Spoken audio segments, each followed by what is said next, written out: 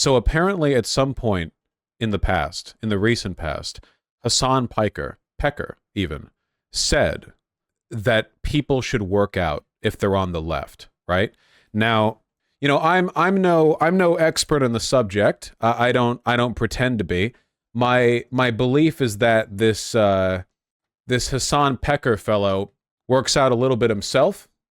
So he's speaking from some position of expertise. I don't I used to work out back in high school, but it's been a little while. Some folks got mad at him, I think. I'm not really sure why. The only reason I'm aware of this is because I got linked this tweet from Shoe on Head. Karl Marx rising from the grave to find out his movement has been taken over by fat, ugly, mentally ill losers who think being healthy is fascism and can't even own guns because they'll kill themselves. Now, Shoe on Head is really showing her ignorance here. Once again, demonstrating a complete lack of understanding of leftist theory. Karl Marx himself was a fat, ugly, mentally ill loser who thought being healthy is fascism. If you know anything about the man, you know this is a perfect representation of his ideology and lifestyle being carried forward, okay? The man was a grungy little freak, okay? Trust me. He's a weird little guy. And fat. Did I not say fat? Yeah, no, fat, ugly, mentally ill. Let's go. It's worth noting, by the way, anyone heavily involved in politics is by definition a mentally ill loser. That is a mental illness. You can't it's like, oh yeah, I was so foundational to this ideology that it's named after me, and also I'm healthy. What are you talking about? Come on. You want to go back to all those Enlightenment freaks? They were all lunatics. All of them were lunatics. Yeah, so that is consistent. Okay? I'm just saying that, all right? You go back to like Plato or Aristotle. Were these normal people? No. You kidding me? Oh yeah, I prefer my ideology not having been created by a fat, ugly, weird, mentally ill loser freak. Well, then you don't have an ideology, okay? Being normal is the ideology of centrism, which you'd think Shu would be more opposed to. Anyway, the tweet being referred to here is called, quote, "Leftists should work out, a tweet odyssey." And even though this is 2 weeks old and I don't work out at the moment, so my opinions are worthless and nobody cares what I have to say, I'm going to go through all of these tweets and react to them. Let's do it. Let's go. Just to correct a little bit there, Marx never named Marxism. Well, no, of course he didn't name Marxism. That, as funny as that would have been, Imagine if he had written Das Kapital, part 1, 2, and 3, but just written like Marxism, part 1, 2, and 3, like with the confidence, All right, let's do it. Does this have copyright music? First test. Yep. Wonderful. As always. Thank you. All right. If you're a leftist, you need to be working out 4 to 5 days a week and learning self-defense, along with organizing with neighbors and in your local community for defense, food sovereignty, and community defense. Was this written by ChatGPT? Defense 3 times? Come on. There's no excuse not to do something to strengthen your body daily. 1.5K quote tweets. I wish I could play the music. Sorry, guys. I can't. The time for nihilism, self-pity, and excuses is over. We are living in a fascist country, whichever country is. What the fuck is food sovereignty? It's a thing that people say when they want to sound woke, but it doesn't mean anything. There's no such thing as food sovereignty in the modern world. It's literally not possible. You can go to the great plains of central China and do subsistence farming if you want. Feel free to. The idea of any kind of real autonomy in food production is ludicrous. Our vulnerable neighbors and people of the global south, we're doing some fancy video editing. Find things you love to do. They don't have to be what others love to do, and they can change over time too. Some things I love. Boxing. I used to box. Muay Thai. Weightlifting. For muscle growth. As opposed to the other kind of weightlifting. racquetball, basketball, jogging, walking, calisthenics, dancing. Okay, nobody does all of these things. Does he mean it once, or are these like different hobbies he's picked up and dropped off? That is so many things to do at once. There's no way you're getting good at racquetball, basketball, calisthenics, dancing, boxing, and Muay Thai. All, but you know, pick a lane. Pick a lane a little bit, you know? Schedule time in daily. There is no excuse not to. A 20-minute, 100 jumping jack and 50 push-up routine is better than nothing. You can do 20 minutes a day at least. If you have certain restrictions or disabilities, work within those, but still move every day.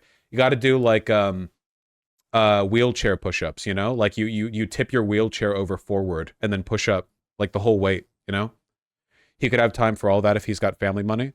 Even then, I don't think so. So the thing that I know is going to happen here is that these posts from this individual are really stupid. This is really bad advice. I think it's good to encourage people to exercise and get around and walk around and stuff, but this like stupid LARPy, as a soldier of the revolution, you have an obligation to like practice food autonomy, by which I mean like, you know, buy raw chicken breasts and cook them rather than buying frozen chicken nuggies and microwaving them. Practice self-defense by learning Muay Thai. What the f are you talking about? Even 100 years ago in the goddamn Russian Revolution, do you think that they were like judo flipping people? Like they couldn't fire their guns more than once back then. Like their guns were infinitely worse back then, and I'm pretty sure that was still the dominant mode. Like again, exercise if you want. And by the way, boxing is a lot of fun. It's good for you too. Really keeps your heart going. But the idea of like learn self-defense, Muay Thai is so dumb. Muay Thai is not a grapple-based martial art. Okay, my apologies. Judo's martial arts, or flippy-based. Russian Revolution was bolt-action rifles. Yeah, you couldn't fire more. Yeah, you'd have to, bolt-action. I mean, they weren't semi-automatic. It was just, all right. But anyway, this is really bad advice. It's really dumb and LARPy, but I know for a fact that a bunch of lefties are going to have quote tweeted this with some equally insane shit on the opposite side. Man, I wish I could have like the music in here. I'm ruining the comedic timing of the video, but there's nothing I can do about it. I'm just giving my thoughts on it. You need to be strong for yourself and for those who are around you. In October 2019, I was walking with a cane due to a recurring knee dislocation, and I was smoking half a pack a day. I quit smoking in August 2020, and now I run regularly and lift heavy weights, targeting muscles to support the area where I have disabilities. A fascist worked out today. Did you? All right. So that's our kind of like initial wave. All right. Body fascism isn't leftist. This doesn't really take into account the disabled leftists, but okay. Man, I bet the music playing right now is so good. Hold on. Yeah, it was pretty fine. Thank you. That's cool. If you're a leftist, you need to be taking the health of immunocompromised and disabled seriously and mask in public spaces, including the gyms, or you're not a leftist. Masking in the gym in the year of our Lord 2024. Would I get mad at a person for not doing that? I'm assuming from this you're also masking every time you leave the house or have people over, since nothing weakens your body like repeated COVID infections. People do know that wearing the mask is meant to keep other people from getting sick, right? Not like it doesn't really protect you unless it's one of those N95 masks. It prevents the droplets that when you exhale, it protects other people, not you. No, Vaush, they don't know that? Okay. Nobody wears a mask. At least in Seattle, which is an extremely left-leaning city, I don't see anyone wearing a mask, except sometimes service workers. I don't see anyone masking anymore. I'm not saying it's not an issue. It is an issue. COVID's not done. It's just, it's pretty rare. Do you wear a mask in public? Yes, each according to their ability, meaning if you are able to build strength, do it. That may mean some lift a lot of weight and some lift a little weight, but for the love of God, lift something. And then in response to that, some can't lift, even for a time. This burden put on everyone to perform at least a minimum is some right-wing shit we need to fight. 99.5% of people don't want to be carried. They suffer because they are guilt-tripped by this kind of ableist discourse, and they want to lift too. So instead of pushing that individualistic neoliberal nonsense... Wait, I thought it was right-wing. Is it now neoliberal? Is that right-wing? I guess that's right-wing if you're a Twitter communist. Treat everyone with love and care and let everyone the space to grow and to heal and be carried. I don't know what this means. Some people will be carried their whole life. Do they mean literally carried? Ridiculing people isn't helping anyone. Disabled people exist and we deserve a place in public spaces. Okay. With ableists on the left like this, who needs fascists? Boy, this sounds like ableism and eugenics. If you want to live in a equitable society, you carry those who need to be carried. Otherwise, you're just a eugenicist. Except some people have real disabilities that actually disable them and they can't just get over it, but good for you. Yours were temporary and easily treated. Most of us aren't so lucky. How does this brain damage occur? Isn't it weird how the disability rate on left Twitter is 100%? Is it like I when I go out, like, I know a lot of disabilities are invisible. I'm not saying that like everyone with a disability has to be in a wheelchair, but it's pretty remarkable. It does seem to be a very strong, very strong tendency there. You know, it's pretty impressive. Pretty sure working out isn't going to stop the non-cancerous tumors growing inside of me, causing intense pain. What? Man, I can't even leave the house for days at a time, and one reason it's so bad is because I spent 2 years trying to stay at work and not go sick, which has made the condition much worse. Are they all replying to the initial thing? The initial post literally just said you should work out and train self-defense, right? Why is everyone talking about masks and like going outside and COVID and everything else? Dismissing access barriers as excuses? Check. Somehow not realizing being carried is the natural reciprocal of helping others? Check. Using immaturity as a pejorative? Check. Using immaturity as a pejorative? Check. Is that not? Is this like a ageism rights child advocate anarchist? Framing narcissism as a moral failing? Check. What? Wait. What? Why don't you just join the Israeli occupation forces while you're ahead? Every single disabled person here, me, at some point has been told to stop making excuses, and it's ableism every single time. Truly wild how y'all throw disabled people under the bus as lazy and regurgitate the same bootstraps talking points as the right. If your leftism doesn't include wrong your argument lost disabled people, then it's not leftism. So disabled people, I don't know. I feel like they're not even responding to the original post because it doesn't even sound like it's coherent. I have no idea. Maybe I should just talk about the discourse broadly. Us disabled people are just left behind every revolution. How often does that happen? This does feel typical of Twitter, yeah. Can you teach me how to walk out of my wheelchair? I could do that. You sound white. Probably true. Dog, look at my socialists. We're never having a revolution. Okay, I don't feel like this adequately demonstrated the point. I have to say, I could have done a better job. The discourse, though, man. Have you heard that term body fascism before? I've heard that term before. There is like so here, first of all, here's something you have to understand, okay? People who are members of any extremist political ideology, like people who self-identify as communists or anarchists or fascists, are, in all likelihood, some kind of mentally ill loser, including you guys, including the fascists, including everyone.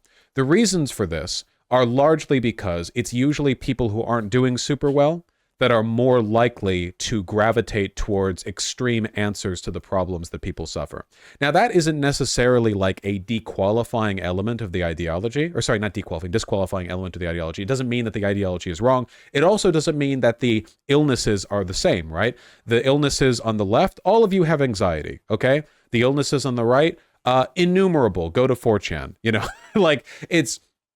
Many of them constitute not just personality quirks, but colossal, unimaginable moral failings. So, you know, you can assign that as you will. But like the idea of, so with regards to like unwellness, okay, people who are unwell, especially people who are insecure, I would say that's like probably the main mental through line of far-right ideology is insecurity, because I think that, I've said before, sexual insecurity is the foundation of fascism. The idea that you are entitled to some kind of attention from usually women, and that other, like, that's like what you deserve, and that other forces conspire to take that from you, and then you build up these conspiracies to like describe the nature of it being taken from you, and it usually involves like big-dicked black people stealing white women away, and you say that it's like sexual assault, but the actual terror that the far right person feels is that the white woman likes the black man, which is why in many cases,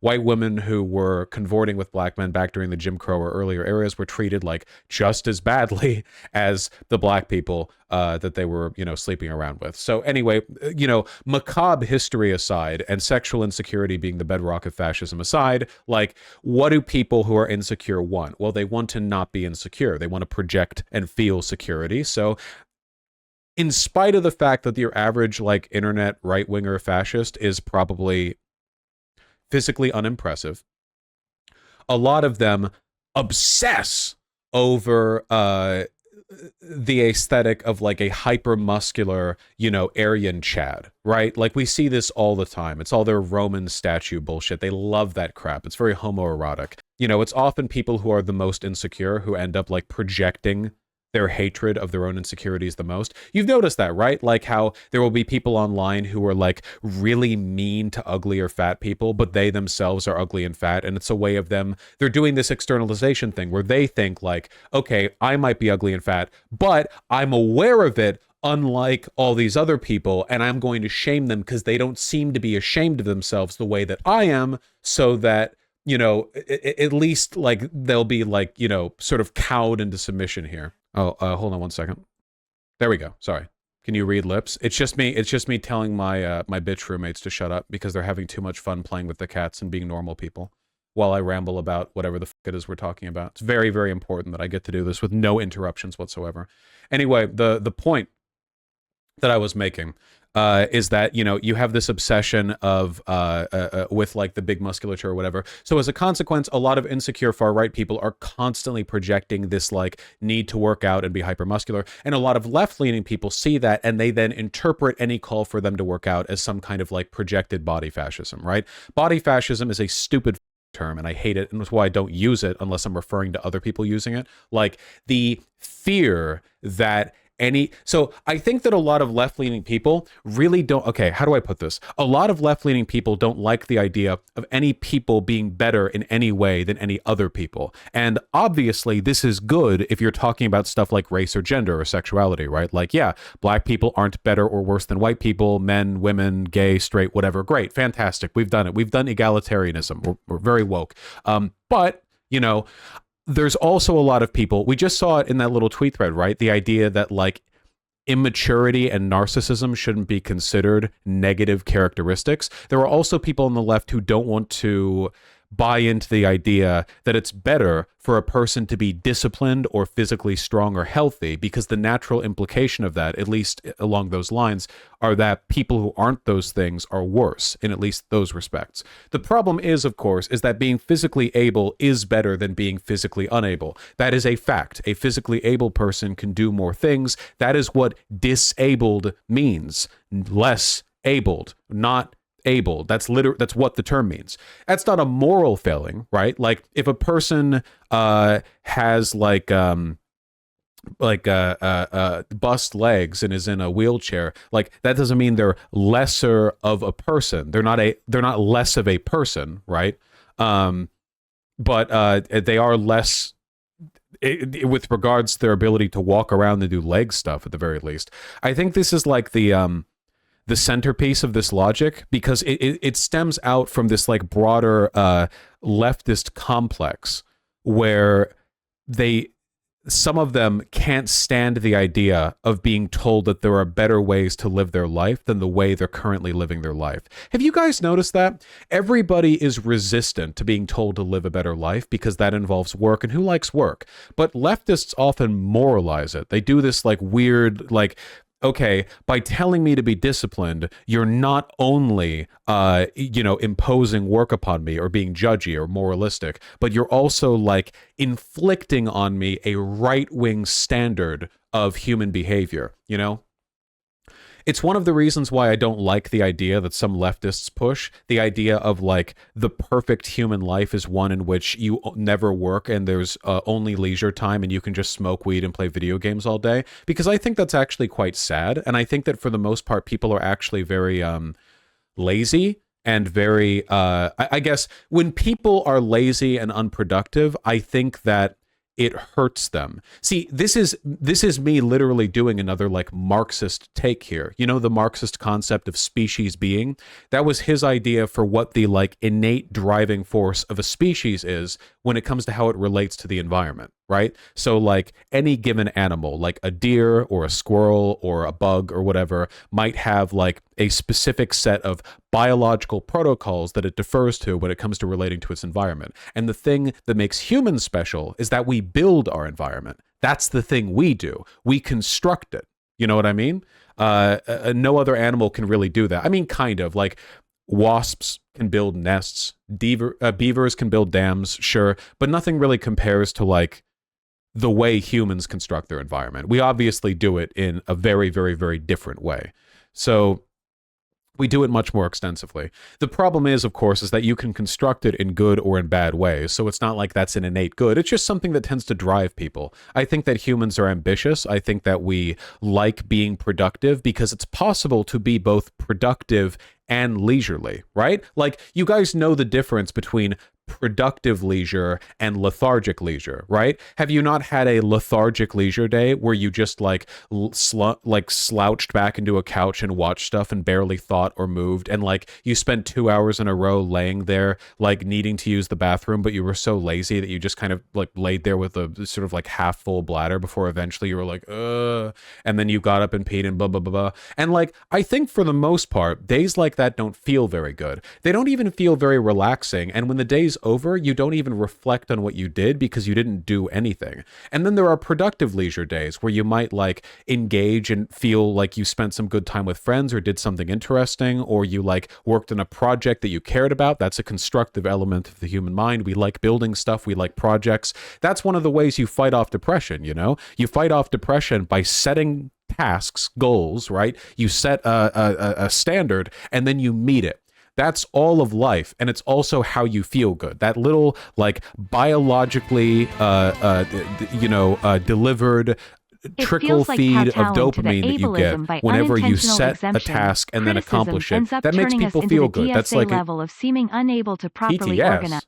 I guess I hit a hotkey for TTS while I was muting the microphone. Oh, nice try. How do you deal with depression when you just wake up like that? I have videos on that, and I think it's doable. It's not easy, but it's doable, and it varies person to person.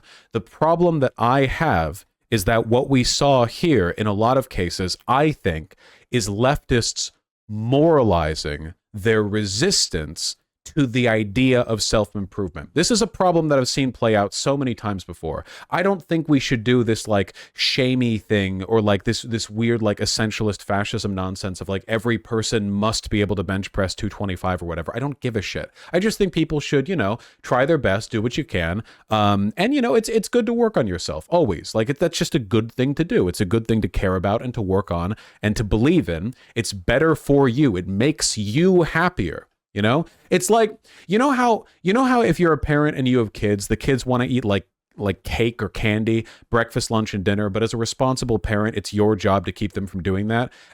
Not only because it's bad for their health in the long run, but like even in the short term, if they actually did that, they would feel like shit really, really quickly. It's the same reason why just last stream, I talked about how a lot of people have this like finish the plate instinct where they really, really feel like they need to eat all the food in the plate in front of them, even if eating that much food makes them feel sick and they feel worse off than they would have having only eaten like 65% of the plate's contents, right? Humans on their own are not great at doing what's best for them. They're not. Does anyone disagree with this? This is why I don't like that lazy, like, no work, don't judge me bullshit, okay? It's not just about judging people. It's that people will fall into bad ruts and habits without, like, constant self-assessment and critical analysis and effort at self-improvement. That's life. That's the part. That's you. You're born, and then you do stuff, and you die, and in the meantime, the stuff you do, you know, even if you have total control over what you do from birth to death, complete autonomy, that doesn't mean you're going to make the decisions that make you the happiest in the long run, you know? Leaving aside the bullshit LARPy, like you need to work out and practice self-defense for the revolution, it's just like genuinely quite bad looking, I feel, for there seeming to be such a strong trend midst leftists to morally resist the idea of self-improvement. You've seen this, haven't you? I'm not just like rambling into the void on this one. Like this is it. Yeah. Yes, Vaush, I hate it too. I know a lot of these people are young, but I also think a lot of it is a kind of learned helplessness, and a lot of it is people demonstrating a, you know, to use a very broad term, an ideologically self-reinforcing weakness. You know, I think that Freud talked about this. Not Freud, sorry, Nietzsche talked about this, and Contra talked about that in one of her videos about the idea of an ideology that reinforces an attitude of learned helplessness, where you become like meek, or you construct moral defenses of your of like a flaw in your character. You know, I think there's like a balance that has to be struck here, but yeah. Notice how this weird anti-self-improvement trend is always just making up people to then defend, or projecting their own like feared insecurities, I guess. Yeah. I mean, the big difference for me personally is that I don't work out. I've lost a lot of weight, but it's all been from dieting. I really don't work out except for going on walks, which I guess is kind of working out, but not really. Like, yeah, you know, that's just basic, very basic physical upkeep.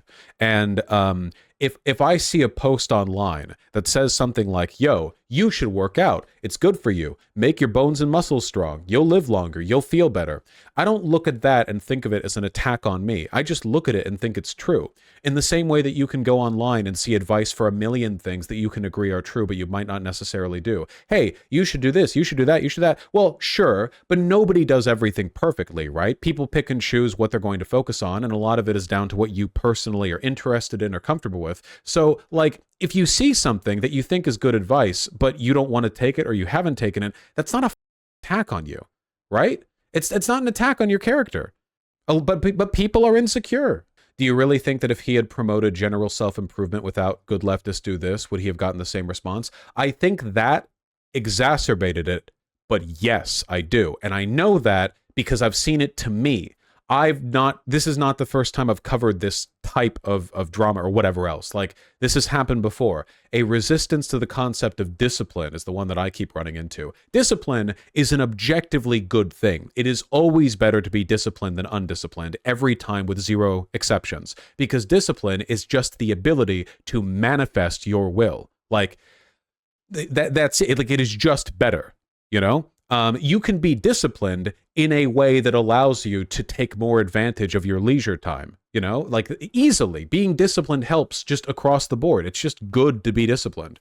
But a lot of people think of it in this really like when they think of discipline, they think of this like you have to be like operating on some military doctrine. You know, you have to fold your socks in the morning. By discipline, what you mean is like adhering to this rigid code of arbitrary rules, which isn't. That's not what discipline means. But a lot of people read into that because when they hear something like you should be disciplined, they think about, you know, their parents telling them to clean up their room, and they get upset with me. The problem is too many leftists think discipline is some far right thing that somebody enforces their will onto you. No, discipline is about enforcing your will on the world, not on other people, not other people's will onto you, you know? This is good, but why'd you show us the Hassan thirst trap at the beginning of the segment? That wasn't Hassan. That picture was photoshopped. I Googled Hassan Piker and it pulled up and I thought it was funny. Also, your will on yourself? Well, yes, that too. It was AI. Okay, that's fine. Vaush, would you say manifesting your will is a more important value than directly experiencing pleasure? And that is why people who adhere to, extremist ideologies are losers and mentally ill. You shouldn't even what are you talking about? Is manifesting your will a more important value than directly experiencing pleasure? What do you want about? What are you talking about? You know? Nobody asked themselves this. What's the actual practical value of this line of thinking? Being disciplined means that if you're doing anything leisure related, you can do it better, and if you're doing anything non-leisure related, you can do it better. There's no like contradictory if or. They complement each other. Yeah, you could nap harder. Dude, literally being like lethargic and lazy and undisciplined often means people get horrible sleep because they bring their phone into bed and they're on their phone for 2 hours and they're groggy as shit and they eat food right before sleeping and they wake up the next morning feeling like shit and then they smoke a bowl to make their headache go away and everything keeps getting worse and worse and they're just like living in a rut because they're treating their body poorly and they feel bad all the time. And then somebody is like, yo, if you did this self-improvement stuff, you would feel better. And then it's like, oh, what do you mean? Why are you telling me to I choose how to live? It's like, well, fuck, sure, yeah, you do choose how to live. You're choosing wrong. You can be disciplined at jerking off and smoking weed. Yes, you can.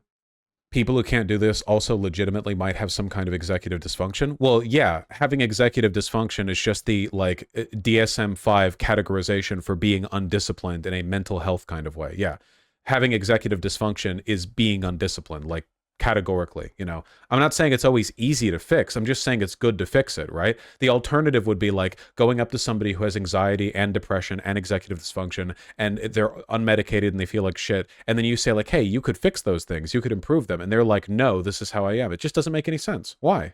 Very silly. There's more to executive dysfunction than lack of discipline. Yep. Why don't you prove to me how smart you are by like, over explaining the differences when it was an obvious like comparison to try to draw a relationship between a newly introduced point and the thing we've been talking about for 20 minutes. Is it true that in the technical like psychological definition of executive dysfunction isn't exactly the same as the colloquial concept of a lack of discipline? Sorry, the AI thing really got me in a bad mood. Being real tetchy with chat. Dungeon Meshi basically teaches this, but with cooking. Yeah, effectively, yes. Vaush, my point was that pleasure isn't the highest value and consequentialism is bad. You don't understand consequentialism if you think consequentialism is the pleasure is the highest value. That's hedonism. That's a different thing. It is kind of ironic that watching streams like this one is one of the least productive habits I have. Well, then, not to gas myself up, but if watching a stream like this is one of your least productive habits, that's probably a lot better than most people, because my impression of the average person these days is that their preferred media consumption habit is watching, like, TikTok, split screen slime, and Subway Runner videos while listening to, like, a true crime podcast. So if this is probably, as engagement goes, a step up, you know? Vaush, I have ADHD and have a hard time staying disciplined. You're right that discipline is important, but it can be hard to say I wasn't able to do something that I was supposed to without also saying I failed and did something morally wrong. I try, but sometimes it's hard to do. Simply try harder. There's nothing morally wrong about failing to be disciplined, at least not in and of itself. The narcissistic obsession that everyone has with beating themselves up over mistakes is exactly how you prolong the making of those mistakes. There's no way to self-improve other than through the radical, determined, optimistic belief that you are both capable of and deserving of self-improvement. So if you do something, bad or unproductive, or you up or you slip back or you backslide or you fail in some way, and then it's like, oh, woe is me, it is wrong that I have done this. You're prolonging that process because all you're really doing is getting it in your head that, you're incapable of doing it or you slipped up or whatever. Everyone makes mistakes. It's fine. Yeah, don't Protestant work ethic that shit, Trust me, it's fine. Nobody's perfect. The whole thing is about trying to do better. This is why people's diets fail, by the way, because they set themselves like either a really difficult diet that they can do for 1 week, then they can't keep up because no one could keep it up for more than a week, or they like set a reasonable diet, but then they fuck up a little bit one day and then they're like, oh, woe is me. How could I have failed? It was such an easy diet and I fucked it up. I'm undeserving. I'll never do this, blah, blah. And then it gets worse and worse and worse and worse and worse. I think you're not considering most people with those problems have been told that a lot by many people. Many do try to do so. Phoenix 7, so let me tell you how interested that I am in the subject of your message to me. That's right. You're telling me, whoa, in spite of your advice, there are people who feel bad when they make a mistake like that? Oh, yeah? So what does that have to do? Phoenix 7, what you're doing to me right now is you're doing this exact same insecurity, what you prescribe is good, but it's not what I have done, so I feel bad, and that's your fault, not mine, about the subject of self-improvement, not even any specific, like, act. It's too defensive. It's too defensive. They get disheartened. It feels like an attack. There's also the question of, does repeating the same shit and just repeating it actually help? I have no good answer here, just a shot in the dark at the reason for the frustration. Well, it depends on the subject. What are you trying to self-improve on? But it's not an attack. The point isn't an attack. The point is just understanding what you have to aim for. There's nothing sadder than people who think they have no obligation to themselves to improve their own lives. Excuse me. What do you attribute this generational learned helplessness to? I don't think it's generational necessarily. Maybe it is a little bit. It's not just leftists who do it. Leftists just tend to moralize it. Also, people use therapy language like a mother. We need to uninvent therapy. If I could go back in time and get rid of clinical therapy, we need to get rid of therapy. People should not have ever learned therapy terms. I swear to God. But as for the learned helplessness, I don't know. People are just so insecure about the fear of being judged. I ask you, why? You motherfuckers judge people all the time. Why are people so indignant about the idea that others might judge them? You do it. Everyone does it all the time. Why are we so weirdly close-lipped about this obvious, eternal, omnipresent element of human interaction? You know, why? Like you can't criticize a mother for anything. This is like a meme. You know, it's like, you know, when a person smells bad, but like, how do you tell them that? This is like a meme online, right? You know, the anime girl, and she's holding the shopping bag behind her with deodorant, and she's like, hey, friend Chan, I have something for you, but you have to promise not to get mad, right? And it's deodorant or something. Like, people can't take or receive criticism over anything. It's like a joke. Like, you have to overcome some barrier to do this, you know? People are very fearful of being judged. It's very weird to me. I don't understand. You know, if being judged is annoying or frustrating, that's fine, but so is life. I don't understand. How would you approach this topic with people who don't believe they deserve to become better because of some fatal character flaw? You slap them. You slap. No. I mean, you think about it. You have to think about it. What an insufferably narcissistic attitude. These are the same people who think that, like, if they stumble slightly in public, everyone on the street around them saw and cares. They think everyone cares. Oh, woe is them. There's this Byronic anti-hero, this Greek tragedy. Oh, they have been laid low. They were a gifted child, but they have been undone. Their critical flaw prevents them from growing as a person. Blah blah. No one cares. Jesus Christ. It's so upset. And people love to delude themselves into thinking that there's something so like fundamental to their personality that it's unchangeable. They love to think that about themselves because it makes them feel cool or special. Vaush, I didn't know that was narcissistic. I don't think about people when I make a mistake. I think about myself. The belief that everyone is watching you and everyone cares about your mistakes is fundamentally narcissistic. It just is. You know, there's no getting around that. Take it from somebody who is, and I'm just guessing here, but it's probably true, received more criticism and hatred than any of you have. Anyone watching, directed at me directly. And even I know, in spite of all that the vast majority of it comes from people who don't really care, and they're kind of like minimally involved, or it's just an offhand opinion, or they don't not really invested. The obsessive, the narcissistic thing to do would be to think that this is all some grand, like, some big narrative about me, but it's not like that. It's not like that for me or for anyone, you know? It's just not. This actually is a symptom of narcissistic personality disorder. So you're correct in calling it narcissistic. Oh, well, there we go. Lovely. What are we talking about right now? I'm going to be honest with you guys. I completely forget. I have no idea what I'm waffling about at the moment. Self-improvement. Oh, yeah, that's right. Yeah, what was I getting at here? Look, it's just good to want to improve yourself, and I think that it's a character flaw to get really, really defensive when you're reminded that there are better ways to live your life. The question isn't, whether or not it's audacious for people to suggest that you might live your life in a better way. It isn't, and you should. The question is, in what ways should your life be lived? Are you living a perfect life? The answer to that question is no, by default, because no one can. So, therefore, there must be ways in which it can be improved. So in what ways can it be improved? How can it be improved? And the people who are most defensive, the most offended by the idea of being judged or having their lifestyle judged are usually the people with the most room for self-improvement, you know? Because they know that there's some validity to the criticism. A lot of self-improvement discourse is actually unironically a way to bully people. I agree, yeah. A lot of self-improvement advice online or whatever else is actually really mean-spirited or about something else. The way when fascists talk about working out, they aren't actually talking about working out. They're talking about their own insecurities and their desire to project strength onto others. That's the reason why when fascists talk about working out, they never actually talk about exercise. They talk about looking like a strong, muscular man.